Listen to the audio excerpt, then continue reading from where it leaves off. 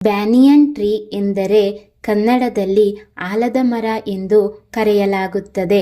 ಇದರ ವೈಜ್ಞಾನಿಕ ಹೆಸರು ಫಿಕಸ್ ಬೆಂಗಾಲೆನ್ಸಿಸ್. ಇದು ಭಾರತದಲ್ಲಿ ಅತ್ಯಂತ ಪವಿತ್ರವಾಗಿಯೂ ಉಪಯುಕ್ತವಾಗಿಯೂ ಪರಿಗಣಿಸಲ್ಪಡುವ ದೊಡ್ಡ ಮರವಾಗಿದೆ. ಆಲದ ಮರವು ಬಹಳ ದೀರ್ಘಕಾಲ ಬದುಕುವ ಮರಗಳಲ್ಲಿ ಒಂದಾಗಿದ್ದು ನೂರಾರು ವರ್ಷಗಳ ಕಾಲ ಜೀವಿಸಬಲ್ಲದು.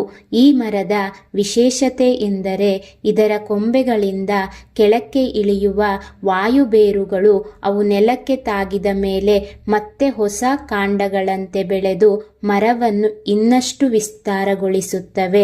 ಈ ಕಾರಣದಿಂದ ಒಂದು ಆಲದ ಮರವೇ ಒಂದು ಚಿಕ್ಕ ಅರಣ್ಯದಂತಿರುತ್ತದೆ.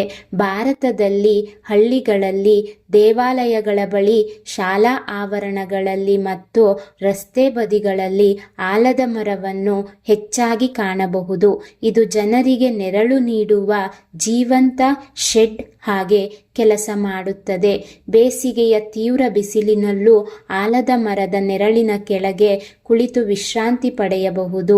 ಹಳ್ಳಿಗಳಲ್ಲಿ ಹಿರಿಯರು ಸೇರಿ ಮಾತನಾಡಲು, ಮಕ್ಕಳಿಗೆ ಆಟ ಆಡಲು ಆಲದ ಮರದ ಕೆಳಗೆ ಜಾಗವಾಗಿರುತ್ತದೆ. ಹೀಗಾಗಿ ಆಲದ ಮರವು ಸಾಮಾಜಿಕ ಜೀವನದಲ್ಲಿಯೂ ಮಹತ್ವವನ್ನು ಹೊಂದಿದೆ. ಪರಿಸರದ ದೃಷ್ಟಿಯಿಂದ ಆಲದ ಮರದ ಪಾತ್ರ ಅತ್ಯಂತ ದೊಡ್ಡದು.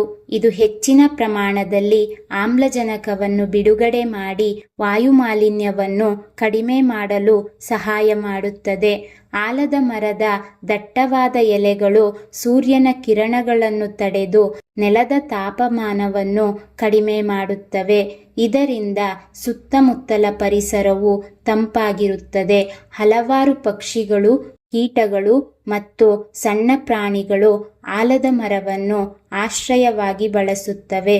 ಹಕ್ಕಿಗಳು ಗೂಡು ಕಟ್ಟಲು, ಕೀಟಗಳು ವಾಸಿಸಲು, ಕಪ್ಪೆಗಳು ಮತ್ತು ಚಿಕ್ಕ ಸಸ್ತನಿಗಳು ಮರದ ಬೇರುಗಳ ನಡುವೆ ಆಶ್ರಯ ಪಡೆಯಲು ಆಲದ ಮರ ಸಹಾಯ ಮಾಡುತ್ತದೆ. ಹೀಗಾಗಿ ಇದು ಒಂದು ಪೂರ್ಣ ಪರಿಸರ ವ್ಯವಸ್ಥೆಯನ್ನು ತನ್ನೊಳಗೆ ಹೊತ್ತುಕೊಂಡಿರುವಂತೆ ಕೆಲಸ ಮಾಡುತ್ತದೆ.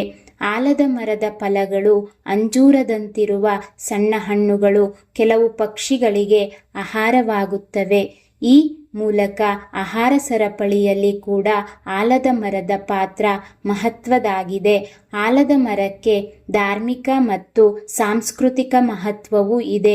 ಹಿಂದೂ ಸಂಪ್ರದಾಯದಲ್ಲಿ ಆಲದ ಮರವನ್ನು ಪವಿತ್ರವೆಂದು ಪರಿಗಣಿಸಲಾಗುತ್ತದೆ. ಅನೇಕ ಕಡೆಗಳಲ್ಲಿ ಆಲದ ಮರದ ಕೆಳಗೆ ದೇವತೆಗಳ ಪ್ರತಿಮೆಯನ್ನು ಇಟ್ಟು ಪೂಜೆ ಮಾಡುತ್ತಾರೆ. ಗ್ರಾಮೀಣ ಪ್ರದೇಶಗಳಲ್ಲಿ ಆಲದ ಮರದ ಕೆಳಗೆ ಹಬ್ಬಗಳು, ಜಾತ್ರೆಗಳು ಮತ್ತು ಸಮಾರಂಭಗಳು ನಡೆಯುವುದು ಸಾಮಾನ್ಯ. ಆಲದ ಮರವು ದೀರ್ಘಾಯುಷ್ಯದ ಸಂಕೇತವಾಗಿಯೂ ಪರಿಗಣಿಸಲ್ಪಡುತ್ತದೆ.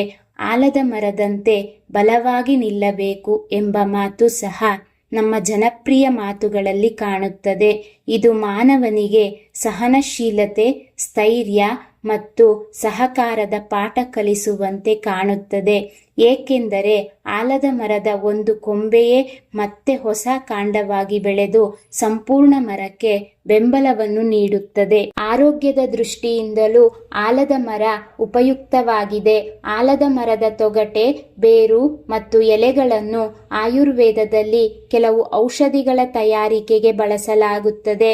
ಇವುಗಳನ್ನು ಚರ್ಮ ರೋಗಗಳು, ಸಣ್ಣ ಗಾಯಗಳು ಮತ್ತು ಉರಿಯೂತಗಳಿಗೆ ಬಳಸಿದ ಉದಾಹರಣೆಗಳು ಜನಪದ ವೈದ್ಯಕೀಯದಲ್ಲಿ ಕಂಡುಬರುತ್ತವೆ.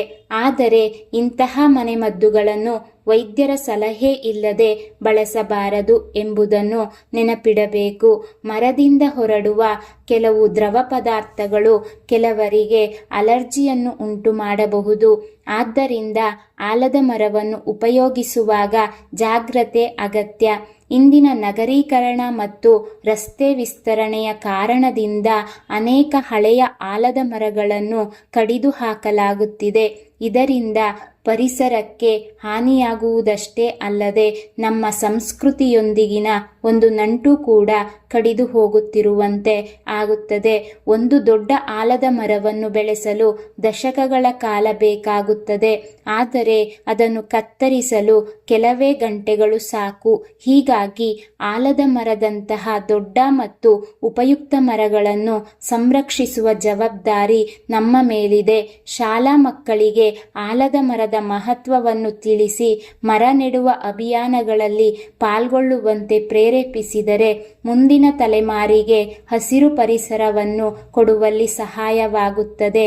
ಒಟ್ಟಿನಲ್ಲಿ ಬ್ಯಾನಿಯನ್ ಟ್ರೀ ಅಥವಾ ಆಲದ ಮರವು ಕೇವಲ ಒಂದು ಮರವಲ್ಲ, ಅದು ನೆರಳು ನೀಡುವ ಸ್ನೇಹಿತ, ಜೀವಜಾಲಕ್ಕೆ ಆಶ್ರಯ, ಪರಿಸರಕ್ಕೆ ರಕ್ಷಕ ಮತ್ತು ನಮ್ಮ ಸಂಸ್ಕೃತಿಯ ಜೀವಂತ ಚಿಹ್ನೆಯಾಗಿದೆ. ಈ ಮಾಹಿತಿ ಉಪಯುಕ್ತವಾಗಿದ್ದಲ್ಲಿ ಶೈಕ್ಷಣಿಕ ಸಂಗ್ರಹಗಳು ಯೂಟ್ಯೂಬ್ ಚಾನಲ್ ಅನ್ನು ಸಬ್ಸ್ಕ್ರೈಬ್ ಮಾಡಿ ಹಾಗೂ ಶೇರ್ ಮಾಡಿ. Thank you.